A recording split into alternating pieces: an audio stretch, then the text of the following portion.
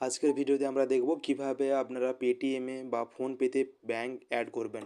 সেটা হতে পারে আপনার স্টেট ব্যাঙ্ক হতে পারে পেটিএম পেমেন্ট ব্যাঙ্ক কিংবা এয়ারটেল পেমেন্ট ব্যাঙ্ক কিংবা ইউকো ব্যাঙ্ক, যে কোনো ব্যাঙ্ক। তো প্রথমে আমরা ফোনপে এখানে খুলে নিয়েছি, এটা ফোনপের ইন্টারফেস কিন্তু এখানে ওপেন হয়ে গেছে। তো এখান থেকে দেখুন উপর দিকে যেখানে হচ্ছে লেখা আছে আমার ছবি আছে এবং দেখুন একটা ভারতের পতাকার লোগো আছে, আপনি এখানে ক্লিক করবেন।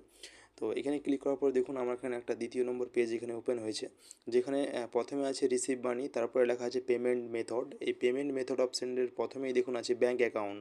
তো আপনি ব্যাঙ্ক অ্যাকাউন্টে আসবেন, এখানে দেখুন যে যে ব্যাঙ্ক আমার লিঙ্ক করা আছে সেগুলো এখানে শো করছে। তো আপনার যদি প্রথম বা নতুন ফোনপে হয় সেক্ষেত্রে কোনো ব্যাঙ্ক শো করবে না। দেখুন নিচের দিকে কিংবা আপনার ওপরে অপশান শো করতে পারে যে অ্যাড ইউর অ্যাকাউন্ট। তো এখানে আমি কী করবো, আমার এয়ারটেল পেমেন্ট ব্যাঙ্কের অ্যাকাউন্টটা অ্যাড করবো। তো অ্যাড অ্যাকাউন্ট নাও করবো, এখান থেকে আমার যে ব্যাঙ্ক আছে আমি সার্চ করব এয়ারটেল পেমেন্ট ব্যাঙ্ক। তো এখন চলে আসে এয়ারটেল পেমেন্ট ব্যাঙ্ক। এবার